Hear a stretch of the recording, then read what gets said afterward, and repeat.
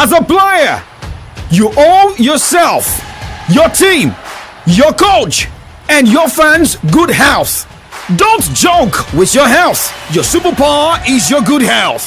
Yes, sir! Yes, coach! Let's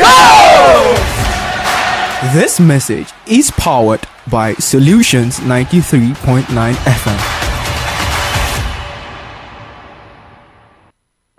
News, sports, entertainment, top 100 music on your Remedy Radio dial. Solutions 93.9. Do not touch that dial.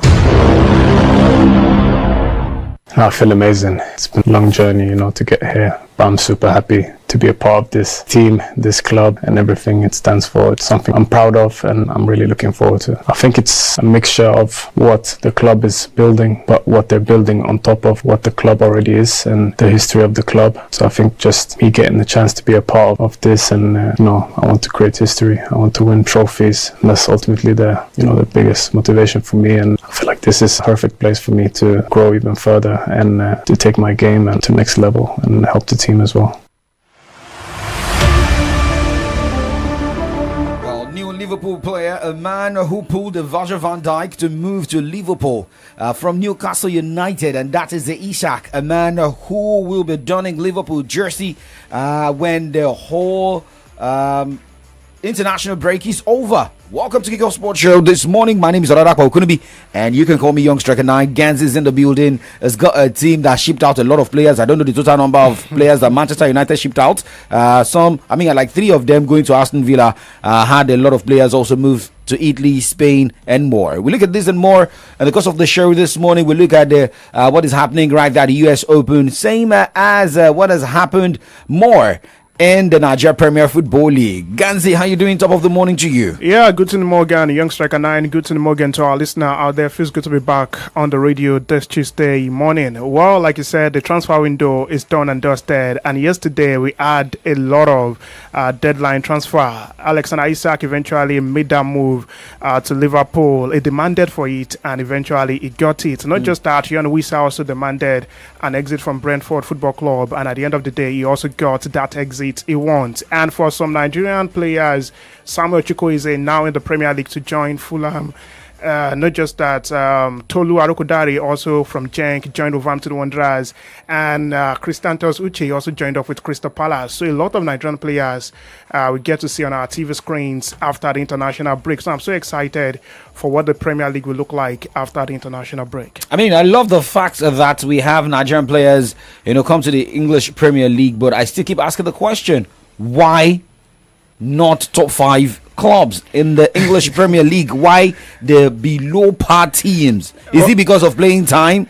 Yeah, it could be because of playing time, but honestly, I feel like they just have to make do with that. It was not like they made the move, easily for Chukwueze. He has been deemed surplus to requirement at AC Milan. He's not been starting games for them. For Tolu Arokodare, definitely you can't expect him to move from Genk to Arsenal, Genk to Manchester United. That's going to be a very big move. So let him start from Wolverhampton Wanderers. If he can establish himself in the English Premier League, maybe in the next few seasons, the likes of Manchester United, Arsenal Football Club, even City could be gunning for a signature. And for the other man, Christantos Uche, coming from La Liga to come join Crystal Palace. Crystal Palace, as far as I'm concerned, this season are one of the teams to reckon with. Look at what they've been able to do in the first 3 games of the season. They are not doing badly. And remember, they also defeated Arsenal to win the Carabao Cup, or they defeated Liverpool, to win the Community Shield. So I think they actually, one of those teams to look forward to this season. So I'm not going to blame these players. It's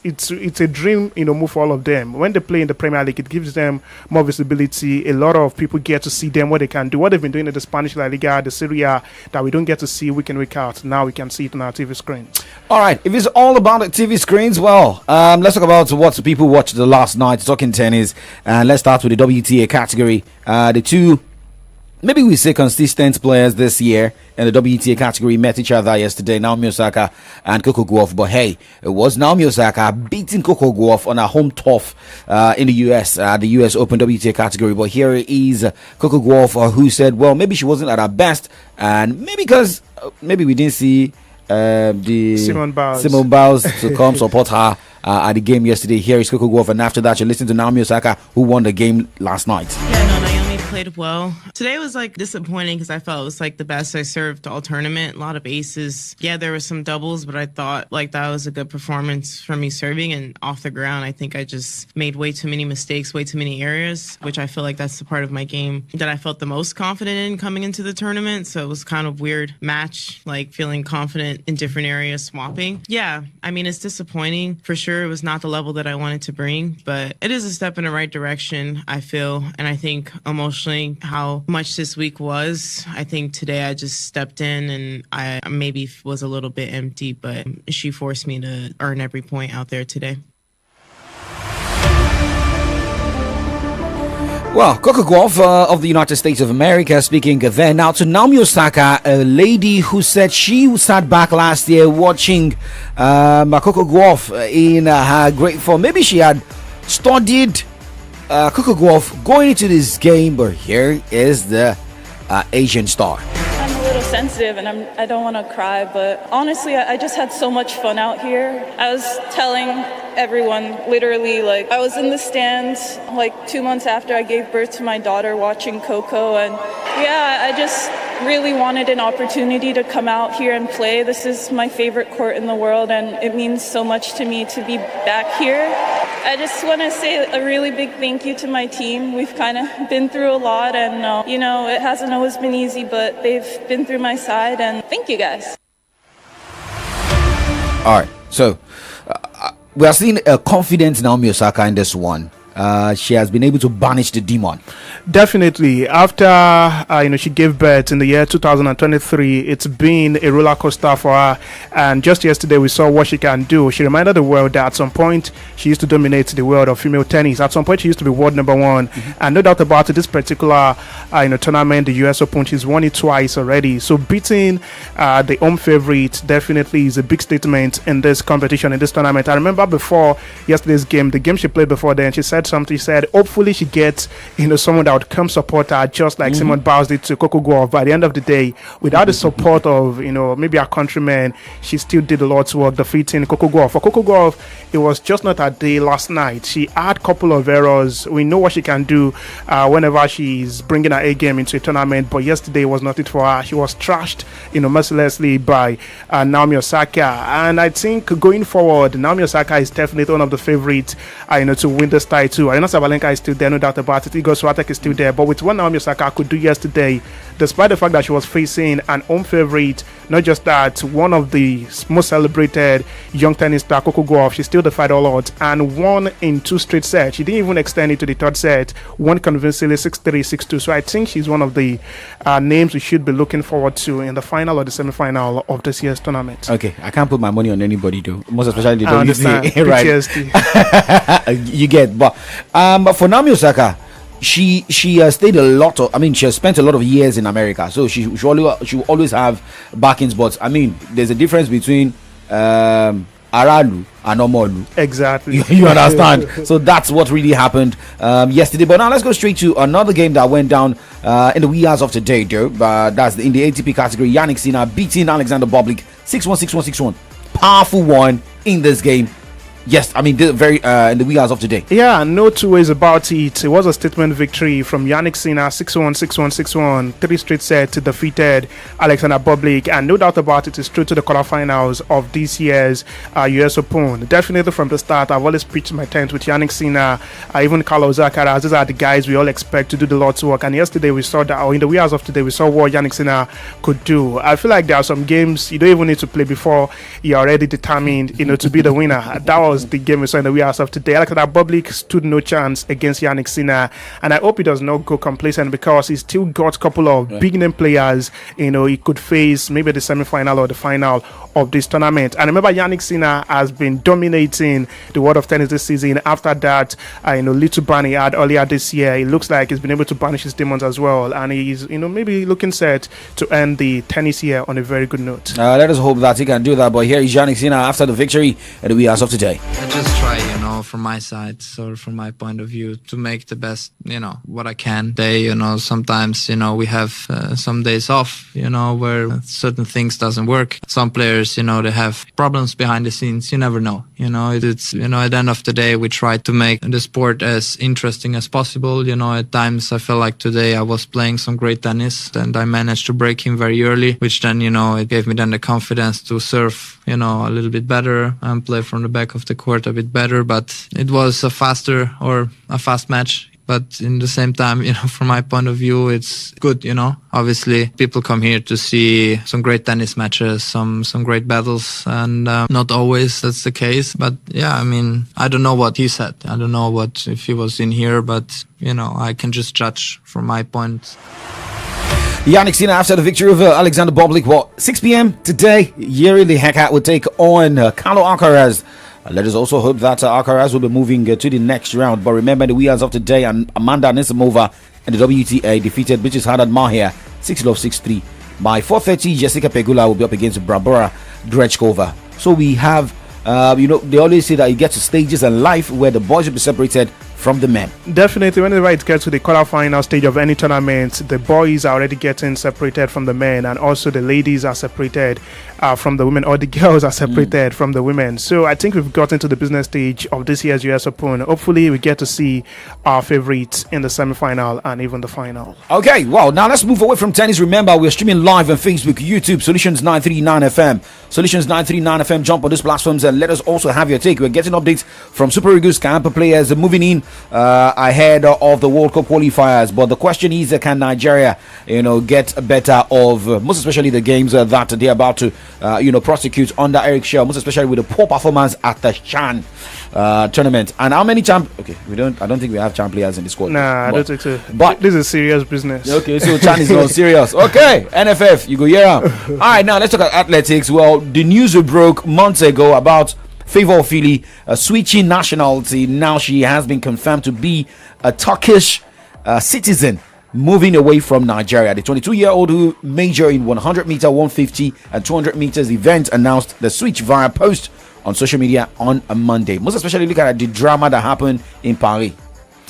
The handwriting was on the wall. It was expected, and this is not, the first time we'll be hearing the story. I think sometimes in June, July, we already had the report that definitely she would be switching her allegiance to Turkey. And I feel like for Favour Ofili, it's nothing, about money as far as I'm concerned. And even the statement she put out yesterday, she also indicated that I'm not doing this for financial reasons. It's just because of the treatment, faced from the AFN, the Athletes Federation of Nigeria. And like you said, what happened to her at the Tokyo 2020 Olympics, she could not, partake, in some events due to a lot of drug testing requirements at those ones. And even at the Paris Olympics in the year 2024, she also could not participate in the 100-meter event. That was because the AFN failed to submit her name as an ONDU. So I think she has given her own, contributions to the success of, Nigerian contingent at various events. But at this point in time, she needs to choose herself. And this is not going to be the first time we're going to see,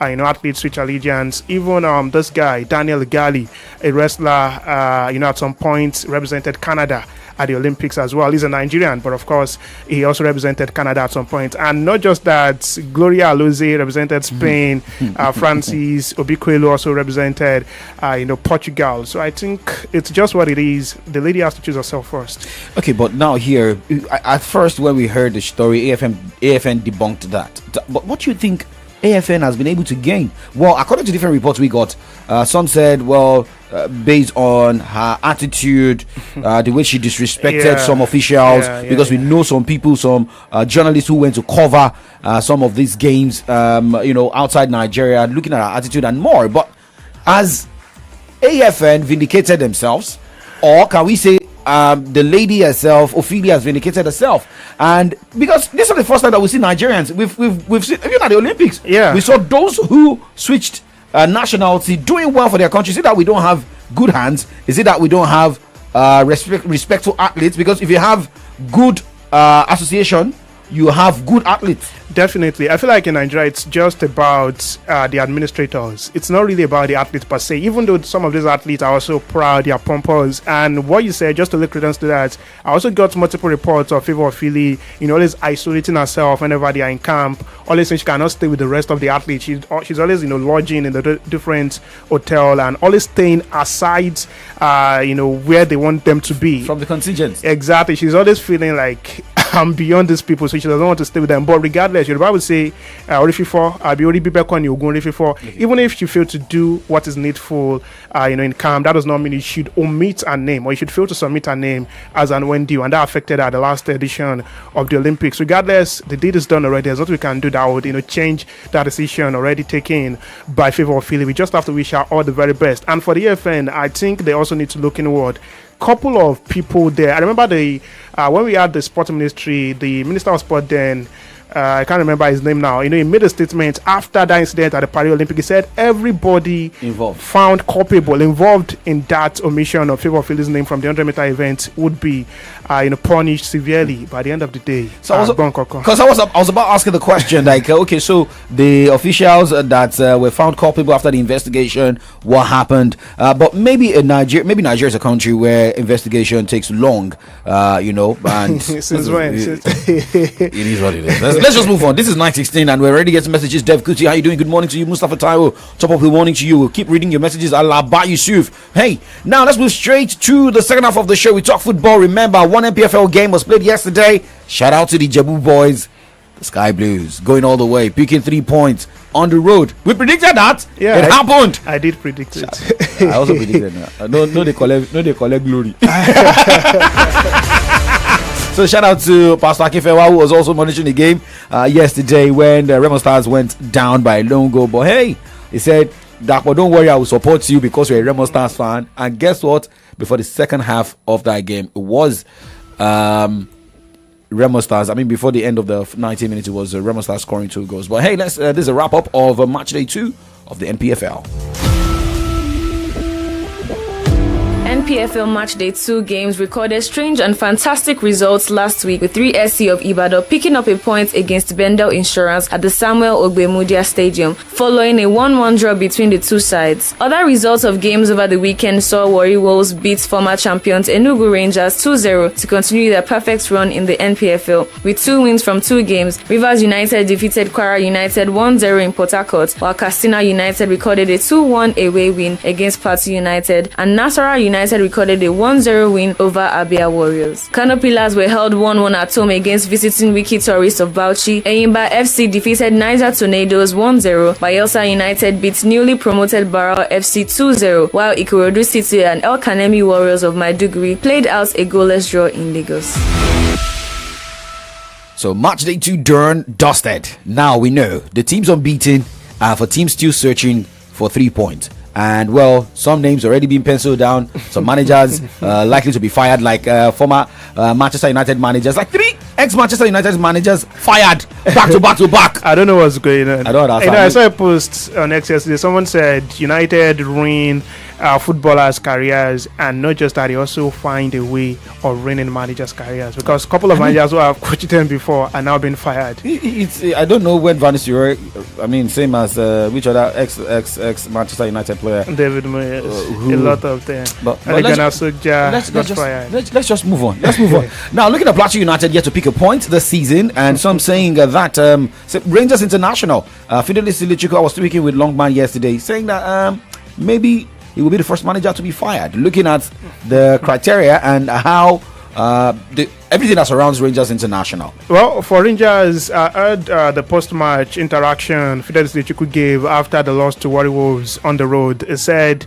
what happened was his fault. He said he had a game plan. When they got to the stadium was not that good, so they could not play their own style of football. At the end of the day, they considered the first goal, and he told guys, forget the style of play, just do kick and follow. And at the end of the day, they considered the second goal. So he took the blame yesterday or over the weekend, giving the players the benefit of that, saying he can still trust them into other matches. But I think it's too early to say he's going to be fired. He's one of the most celebrated coaches in the NPFL, and do not forget, he's also one of the backroom staff of the Super Eagles of Nigeria. So even if he gets fired from Rangers, he has a job to fall back on. Remember, one manager is still jobless. I said that yesterday. Benga Gumbote, who's also the chairman of Nigerian chairman of Nigerian Coaches Association. But I mean, I think he's the secretary or something. But at least he leads trainings and retraining of coaches. MPFL coaches. Definitely, if any manager should get the axe, one of the top liners for that job would be Benga Gumbote. Like Benga Gumbote, like Jose Mourinho? Yeah,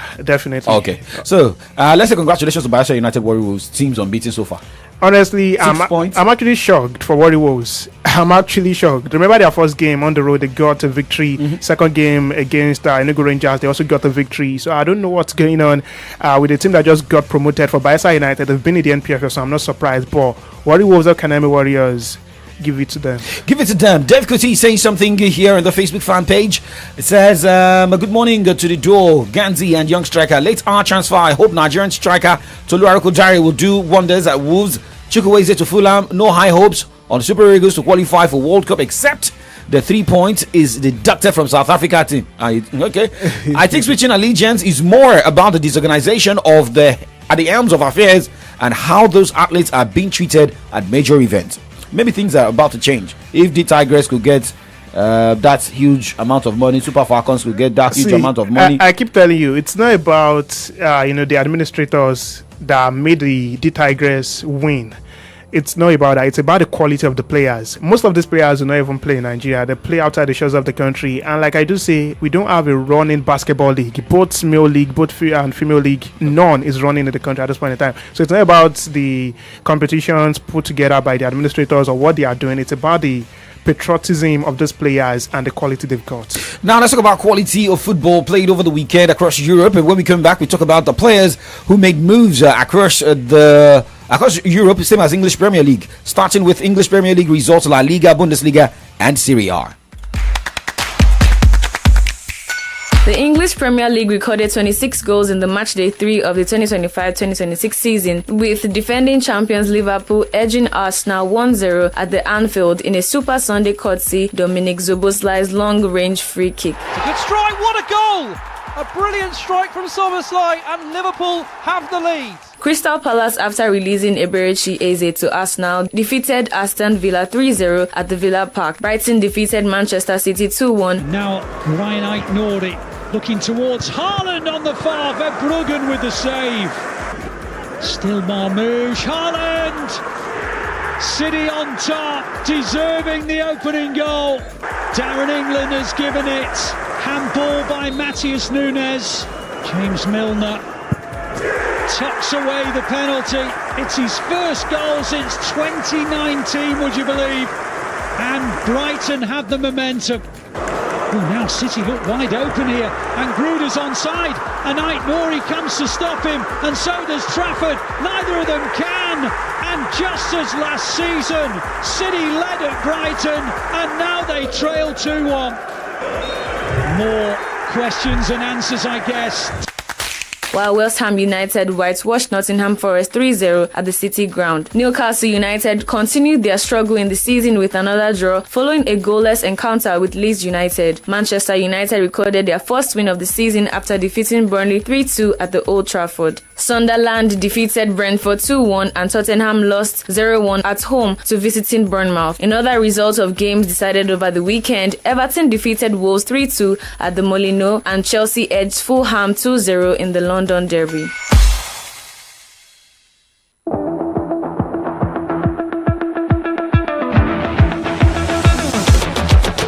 Defending champions Barcelona dropped a point in the week 3 of the Spanish Football League over the weekend following a 1-1 draw recorded against Rayo Vallecano at the Vallecas. Espanyol defeated Osasuna 1-0, Real Betis lost 1-2 at home against Athletic Bilbao, and Celta Vigo played out a 1-1 draw against Villarreal. Former champions Real Madrid defeated Mallorca 2-1. Girona lost 0-2 at home against Sevilla. Real Oviedo recorded their first win of the season with 1-0 victory over Real Sociedad. Alaves and Atletico Madrid shared the spoils in a 1-1 draw, while Valencia bashed Getafe 3-0 and Elche picked maximum 3 points against Levante in a 2-0 victory at the Estadio Manuel Martinez Valero.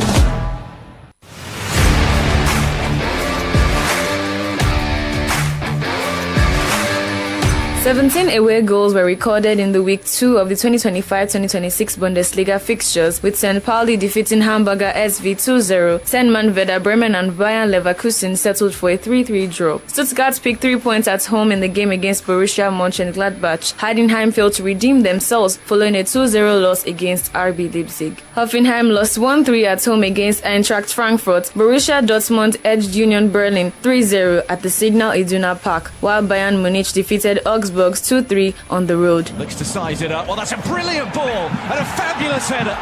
Harry Kane, the provider. And Bayern are up and running. Underemployed. Here's a lovely little ball. Lima. Here's the cut back, and there's the second.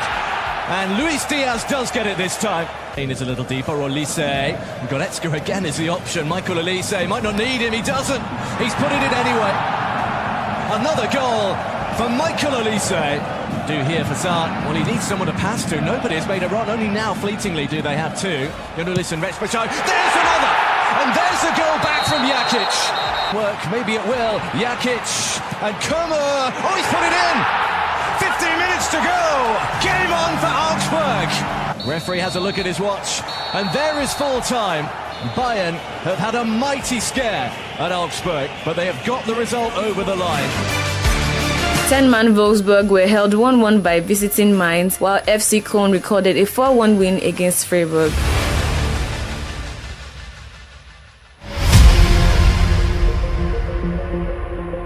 All right, well, some of the fixtures, results across Europe over the weekend. Now, let's talk about Tolu Arokodare, a man who will now be playing for Wolverhampton Wanderers. He had his first interview with the Wolverhampton Wanderers media yesterday.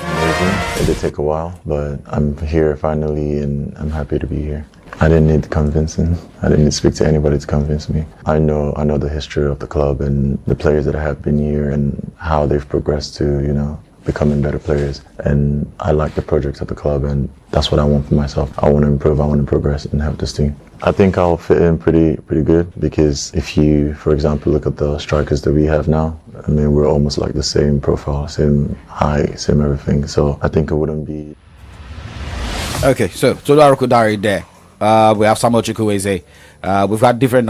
We're talking about Victor Boniface, who moved to Wolfsburg. Werder Bremen. Werder Bremen. So moving. That means his job is even done at, because if you have a player move within the league, and you're still playing in the league where your parent club is. Yeah, I don't understand why Bayer Leverkusen decided to sell the players who won them the German Bundesliga title unbeaten. Remember, they were invincible that season, and they've sold a couple of those players, and even their coach also left, and now they are struggling. Even Tenaga got to be fired. But for Victor Boniface, I think it's good for him. It did not change location. It only changed the football club, and it's actually a loan deal, a 1-year loan deal, and hopefully Werder Bremen can buy him, or even another bigger club can come for a signature. And I saw a post yesterday, Tolu Arokodare quoted or reposted the part where it was confirmed that Boniface would join Werder Bremen, and he said, now go show them what you can do at that particular football club. Then Boniface responded saying, my bro, I don't get power to show anybody anything. He's always catching crews on social media.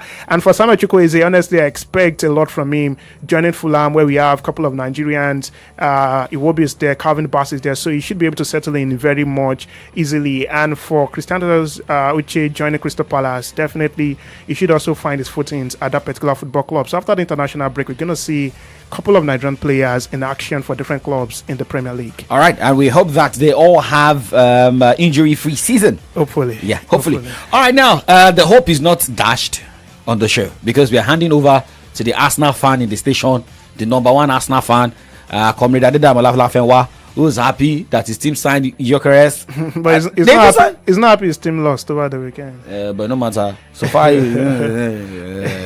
All right, well, this is really convenient point to say goodbye on the show, and we're back tomorrow morning. My name is Oladapo Okunubi. And my name is Omoni Yala. They will see you 9 a.m. tomorrow.